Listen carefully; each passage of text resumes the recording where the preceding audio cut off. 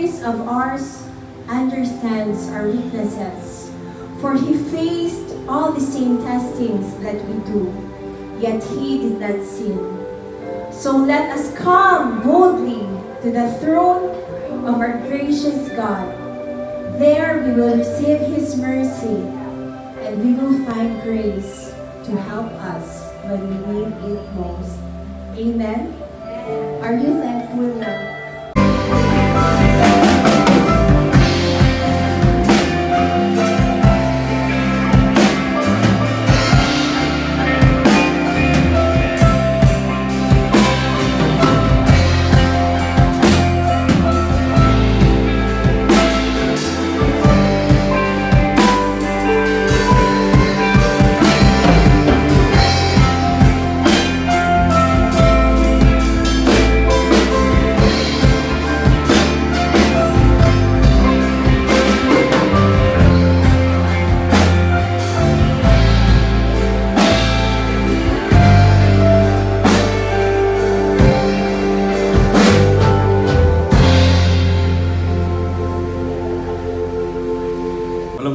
Cuernos de Negros, Mount Talinis, na diha ng folk. So anytime, no, pasimulihok na. And I believe kini nga Bukira, probably thousands of years ago, nabutho na din na tungkol sa earthquake. Kadaghanan sa mga island, sa mga volcano, resulta na sa earthquake. So, I hope dili ni siya mapareha ni Mount Pinatubo. Okay? Mount Pinatubo was the worst volcanic eruption.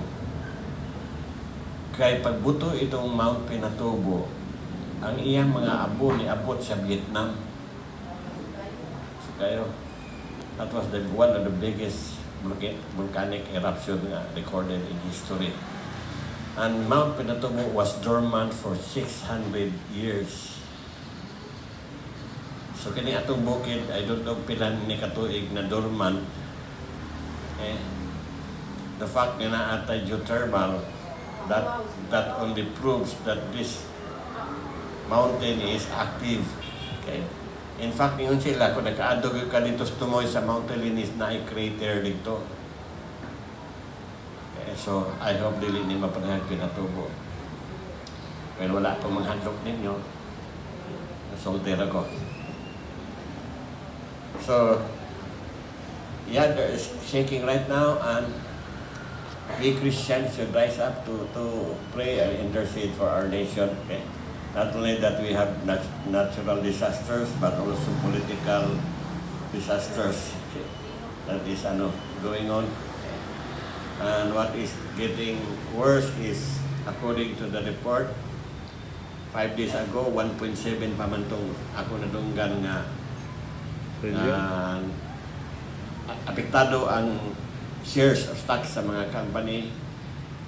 Yesterday, I heard it's already 5 trillion. 5 trillion. Because ang mga investor nawala ang ilang trust sa government, when they are pulling out their investment, and at mga gagmay mga investor are affected. Okay? According to the SEC, it's already 5 trillion pesos wiped out sa atong economy. So that's a very big problem for the government. Magkaproblema ng mga nita ng billion ra, kanina trillion. Okay? So we are headed on an uphill, okay? Magsaka ining bukid. Okay? So that's why we need to rise up as a church. We need to pray. We need to pray for our country, for our government, okay? That God will show mercy for us. Nagwidag kang pong kapantay mo nang sa Facebook nga Negro nga muhatag og prophecy. Accurate niya. Accurate. Few days ago, I heard him say nga there will be 4 volcanic eruption. Okay? Following day, nibuto ang Ataal. And this morning, nibuto ang Canlaon. So doon na lang ka volcanic eruption ng atong Yulat, okay? And he said that the big earthquake, it will occur probably last of October or between November. So far, accurate siya. Di na bukod ka din, wapon sa kaning Pilipinas.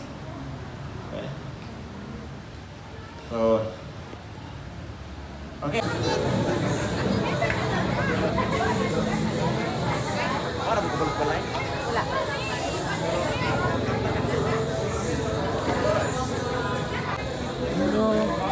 Yung sa man eh. Pamilya ni Ivy? Asawa ko na eh. Buwan? Asan man to? Ako, Sister? Nagdungan mo abot nga rin? Wala. Dungan mo? Usara mo ka sa lakyan? Lagay mo namin. Mo di ay.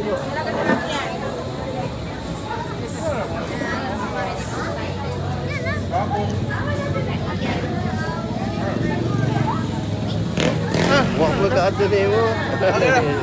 Dito mo sa Kimi? Oo, dito mo sa Kimi. Bakit ano ba? Kevin, kumusta? Oliver! How are you, Oliver?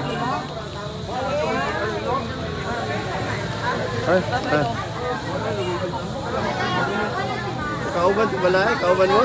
Balay? Ha? Ay, welcome ha? Balik mo usap, ha?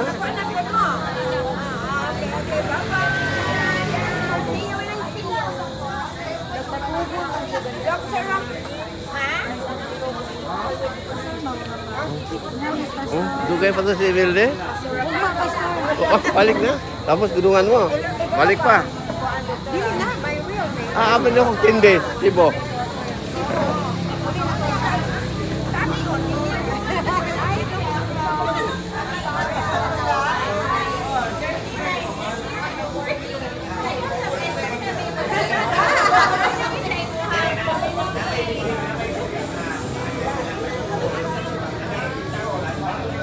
Sibulan pa mo uli? Sibulan? Yes, sir.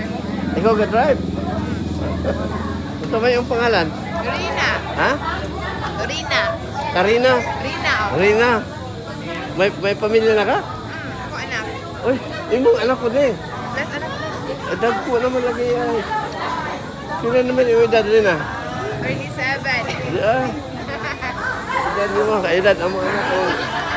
Si Loveless. Kaedad mo. Pagkulang siguro rin. 1985 man, 86. Ikaw, 88, 87.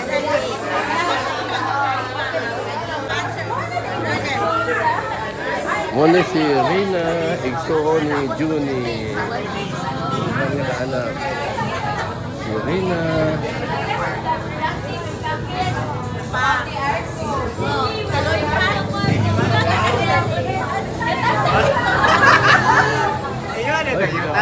Ay, kina.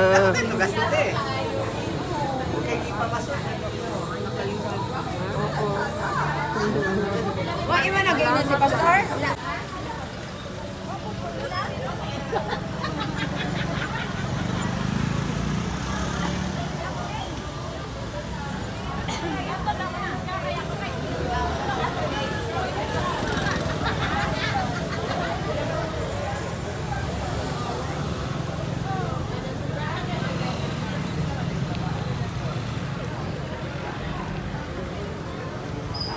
How are you? How are you, Maria? Maria Imbo? Yeah, they drink milk. Ali? Yes. No, you wait. Oh, we are still here.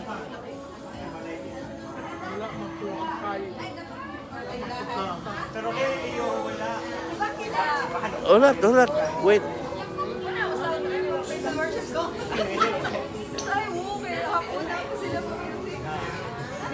Oy. Sa Plaza Dapit. Okay, diyan. Okay. Ato ba silang ka-isay? Ilang ka-isay?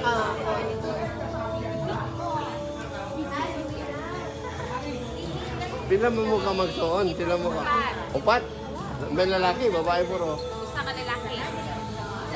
Ikaw, may kamagwangan. Ako, din siya. Din pag lalaki. Din pag babae. Puro may asawa.